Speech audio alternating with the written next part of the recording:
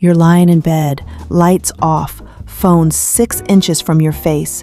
You open the banking app, mostly out of habit, mostly out of dread. And there it is. $20,000! For the first time in your life, your savings starts with a 2 and got 4 zeros behind it like a boss. You feel a little taller. You start mentally upgrading your whole life.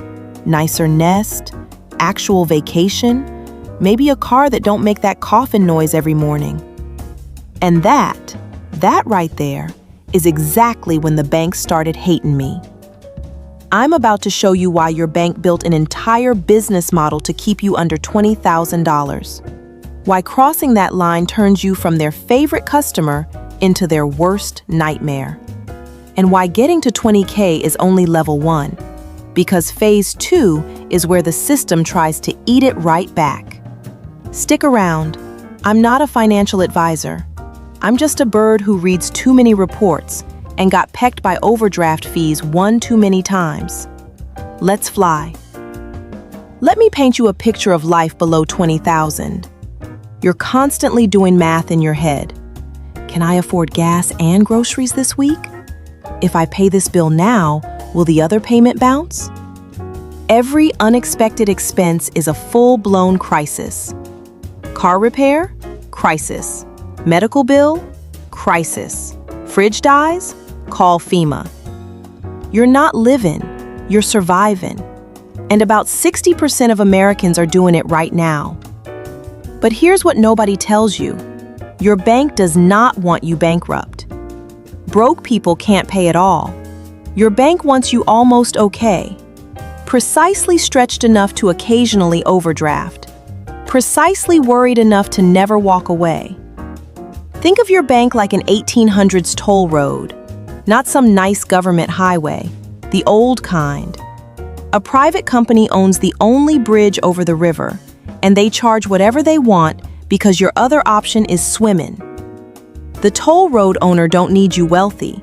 He needs you productive enough to keep earning and stretched enough to keep needing that bridge.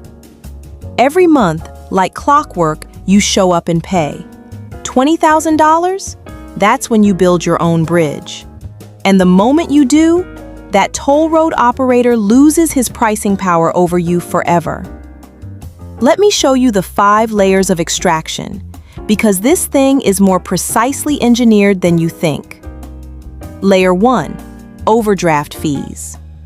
In 2022, U.S. banks collected $7.7 billion in overdraft and non-sufficient funds fees. Billion, with a B. But peep this, 9% of account holders paid 79% of all those fees. 9%. The bank wasn't cast in a wide net. They were targeting a specific stress level with a machine built for it. They even used transaction ordering algorithms. If 5 things hit your account and you go negative, they can process the biggest one first, so the maximum number of small items also overdraft. Wells Fargo paid $1.4 billion settling a class action over exactly that. That wasn't a glitch. That was a decision made in a product meeting. When you got 20K, you never overdraft. The algorithm got no entry point into your life. The toll booth is simply not on your route. Layer 2, credit card interest. The average household carrying credit card debt pays about $1,300 a year in interest, at 24 to 29% APR. The people paying that are overwhelmingly the people without a savings buffer. The credit card becomes the emergency fund, by default. And get this, the industry has names. People who carry balances and pay interest are called revolvers. People who pay in full every month and generate 0 interest revenue, they call them deadbeats. That word appears in their internal documents. The person who uses the product and refuses to be profitable is a deadbeat. That should be your goal. Become the deadbeat. Layer 3, account maintenance fees. Roughly $15 a month, $180 a year, which they waive if you keep a minimum balance. If you build in from zero and one bad month hits, that fee lands exactly when you can least afford it. Not a penalty for being irresponsible, a fee for being vulnerable at a specific moment. Layer 4, the desperation premium. Borrowers under financial stress pay 1 to 2 percentage points more on loans than stable borrowers with the same credit score. On a $30,000 car loan, that's $1,600 extra. Not because you got worse credit, because you were in a weaker position to walk away. In Layer 5, the psychological tax. A Harvard and Princeton study found financial anxiety impairs your cognitive performance by the equivalent of 13 IQ points. One full night without sleep is only 8 points. Chronic money stress is more damaging than being sleep deprived. And unlike sleep, it don't resolve after one good night. It runs in the background every single day. That's why you make impulsive purchases. That's why you accept worse deals. That's why limited time offer hits different when you're already in scarcity mode. The companies didn't cause your stress. They priced their products knowing it was there. But here's where it gets wild. You think the bank is just charging you fees? No. They got clauses. Not Santa Claus, the bad kind. Buried in your account agreement, the one you signed without reading because it looks like a robot having a stroke, are 4 weapons they can pull out if they don't like how much money you got. Weapon 1, right of offset. If you owe money to the same bank, credit card, car loan, anything, they can snatch money directly from your savings to pay it. No advance notice, no judge, no may I, just gone. And it applies even if your credit card balance ain't due yet. Weapon 2, hold periods. Big check hits your account? They can hold it for up to 10 business days. You can see it in your balance, you just can't touch it. It's like being on a diet and somebody put a cake in a glass box. Weapon 3, account termination. They can close your account anytime, for any reason, or no reason. And how do they return your money? A paper check, in the mail. Now your $20,000 is stuck in postal limbo for up to 15 business days while you scream into a phone tree. Weapon 4, deposit reclassification. While you sleep, they shuffle your money between invisible internal buckets so they don't have to keep as much in reserve. Your balance looks the same in the morning, but overnight, they played musical chairs with your cash. This was documented in Federal Reserve records for years. Your account agreement isn't a service contract, it's a permission structure. And $20,000 is the number where you finally need to know what you signed. Now let me show you what actually changes when you cross that line. It's not just the math, it's the psychology. Below 20K, you operating from scarcity brain. Every decision is survival. Can I afford this? What if something explodes? I better not risk it. Above 20K, you start operating from abundance brain, not billionaire abundance, just I can breathe abundance. And that changes every negotiation you walk into. Let me tell you about Claire. Claire worked 8 years at a company in Atlanta. Smart, capable. Boss was stealing her ideas, dismissing her in meetings, passing her over for promotions she earned. She went to HR with documentation. Nothing happened. You know why she stayed? She had $6,000 in savings, a mortgage, a kid in daycare, and the math did not support leaving. Then Claire's grandmother passed and left her $18,000. She added it to what she had, $24,000 total. Within 90 days, Claire applied to 3 companies, got 2 offers, and resigned. Her old job came back with a counteroffer 23% higher. She declined it. She did not develop new courage in 90 days. She did not get new credentials. She became non-desperate. And non-desperation, it turns out, is worth roughly 23% of your salary. Researchers call it outside option value. When you have a credible exit, not a theoretical one, a real one, the value of every negotiation you're in goes up. Desperation is visible. So is its absence. Your boss treats you terrible? With zero savings, you're trapped. You gotta take it because you can't afford one missed paycheck. Your boss knows this. With 20K, you can walk today. You got months of runway. Your boss's power over you just evaporates. Same job, same terrible boss. Completely different dynamic because you got a cushion. Let me show you the math on a real person. Let's call him Ryan. 34 years old, makes $68,000 a year. Take home about $4,400 a month. Fixed expenses run $3,200. On a good month, Ryan clears $700. On a bad month, he breaks even. He's had $4,000 in savings for 2 years because every time he builds progress, something breaks and eats it. Ryan does one thing different. He opens a high-yield savings account at a different bank. Different app, different login, different mental environment. He auto-transfers $500 the day his paycheck lands before he sees it and mentally spends it on nonsense. He keeps $200 in check in his float. Everything else has a job. Month 1 through 12, Ryan goes from $4,000 to $9,800, net of a $1,200 car repair that he rebuilt over 3 months. He wasn't perfect.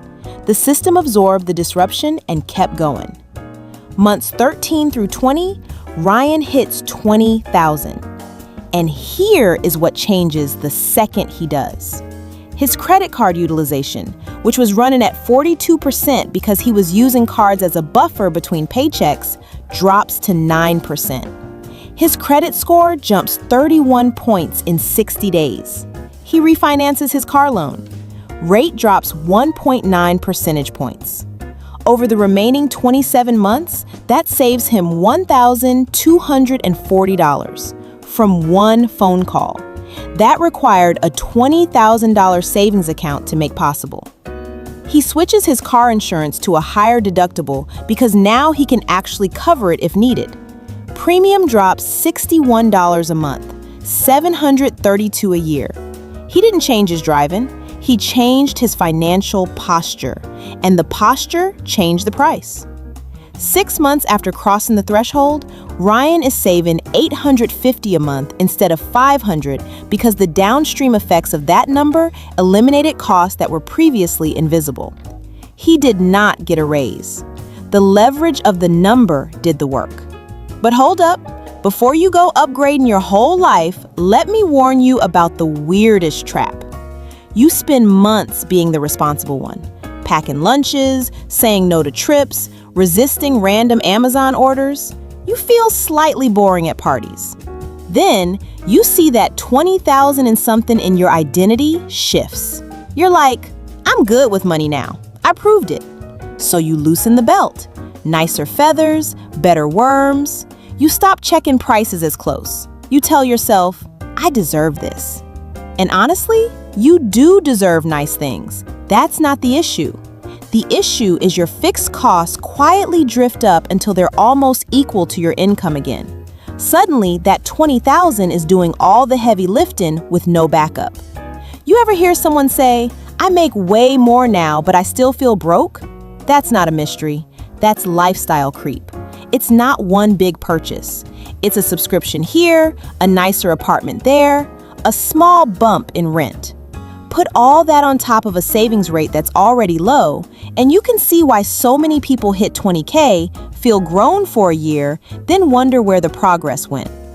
Here's the simple mental model I wish I'd learned at 22. Once you hit that milestone, you stop thinking of it as savings and start thinking of it as layers. Layer 1, the floor. This is your never go below this again money. Emergency fund, rent, food, bare minimum bills for 3 to 6 months. That 3 to 6 month range you always hear about, there's real data behind it. Vanguard research found that having that buffer was tied to a big drop in stress and a bump in overall financial well-being. For a lot of people, that floor lands somewhere between $15,000 and $25,000. You do not dip below this unless the jungle is literally on fire. Layer 2, the growth. This is the money whose job is to buy you freedom later. Boring, low-cost index funds, retirement accounts. The S&P 500 has averaged roughly 10% annually over the last 30 years. $100,000 invested at 35, left entirely alone until 65, becomes approximately $1.7 million. Not from genius, not from time in the market, from patience and 30 years of compounding. Layer 3, fun and options. Upgrades, trips, taking a course to pivot careers, helping a friend start a business, move into a better city. All the things that make life actually feel better. You absolutely should enjoy some of your money once you're past that floor. But the fun has to come from the layers above the floor, not from the floor itself. Quick math. Say your bare bones monthly cost is $3,000. 3 months is $9,000. 6 months is $18,000. So maybe you set your floor at $20,000. If you got $26,000 saved, that extra 6 is where growth and fun live. Maybe 4 goes to investments and 2 goes to actual life enjoyment. You can juggle between growth and fun as priorities change, but you do not dip below the floor for a flash sale on flights or because you're bored with your phone. I can already hear somebody in the comments. If using some floor money raises your long-term income, lowers your fixed cost, or significantly improves your safety, maybe that's not fun, that's investment in your life. But even then, rebuild the floor immediately after, because that's what keeps you from falling right back into phase 1 panic. Now, here's the annoying part. The rest of the system is very happy to help you screw this up. Once your balance looks respectable, you become someone else's business model. Your bank suddenly offers a premium card with a fee that's only a few hundred a year. Your broker promotes featured funds with higher expense ratios. Fintech apps push fancy robo-advisors that skim a little extra. Your feed shows you new car deals because you've earned it. Quick math on that car. Average new car payment in the US is about $745 a month over 5 years. That's nearly $45,000 leaving your pocket, and a typical new car loses 20% of its value in the first year alone. You're taking tens of thousands of dollars that could buy you options later and parking them in your driveway where they're quietly melting. Meanwhile, average credit card interest rates are around 24 to 25%. If lifestyle creep pushes you into carrying a balance, your interest rate is basically a bonfire for future you money. In those fancy funds, a simple index fund might cost you 0.05%. An actively managed fund might cost 0.65%. On $20,000, that difference is $10 a year versus $130, and that gap compounds every year. None of this feels dramatic in the moment. It's just a car, just a card, just a fund, just a small bump in rent. But stack it all up, and you're back on the roller coaster. So how do you actually get there? I know it sounds impossible if you're starting from zero, but let me break it down. Step 1, find the gap. Look at your income and expenses. Is there any gap, even $100 a month? That's your starting point. If there's no gap, you gotta cut expenses or increase income. No magic trick. Step 2, automate. The day you get paid, money should automatically move to savings before you see it. Before your brain can spend it on stuff. $50, $100, whatever you can manage. Step 3, treat it like a bill. Your savings contribution isn't optional. It's not what's left over. It's a bill you pay yourself first, as mandatory as rent. Step 4, use windfalls wisely. Tax refund, bonus, gift money. That goes to the goal, not to a new thing, not to a trip, to the floor. Step 5, cut one thing that don't matter. You got at least one subscription or expense you don't really care about. Find it, cut it, redirect that money. Let's say you can save $400 a month. That's $4,800 a year. In just over 4 years, you're at $20,000. Sound slow? Those 4 years are gonna pass anyway. You can arrive at 34 with $20K in the bank, or you can arrive at 34 exactly where you are now. And once you start, the momentum builds. You get obsessed watching that number grow. Most people who commit to this hit it faster than they expected. Once you're there, everything changes. The stress drops. The options multiply. The bank stops making money on you. You go from being a product to being a customer, from being exploited to being served. $20,000 is not the finish line. It's not retirement money. It's not generational wealth. But it is the first real milestone, the one where the game changes. Below 20K, you're playing defense, reacting to emergencies, getting squeezed by fees and interest. Above 20K, you can finally play offense, build wealth, take calculated risks, make decisions from strength instead of fear. Your bank built their business model on people staying below this line. They profit from your stress, your emergencies, your desperation. Every dollar you add to that savings account is a dollar they can't extract from you. Every step toward 20K is a step away from being their ideal customer. So make them hate you. Build your bridge, cross it once, and never think about the toll again. Decide your floor. Protect it like the foundation of every decision you make from here on out. Build your growth layer with boring, patient investments. Give yourself a fun layer so you can actually enjoy your life. And be suspicious of anything that gets more aggressive about selling to you once your savings grow. You don't need to become a finance genius. You just need to protect your first $20,000 like it's the floor your future life stands on. Refuse to let the world or your own impulses turn it back into a finish line. The number in your account matters, but the rules you set for what happens after you hit that number matter even more. Now stop letting your bank charge you $35 to be broke. Go build your bridge.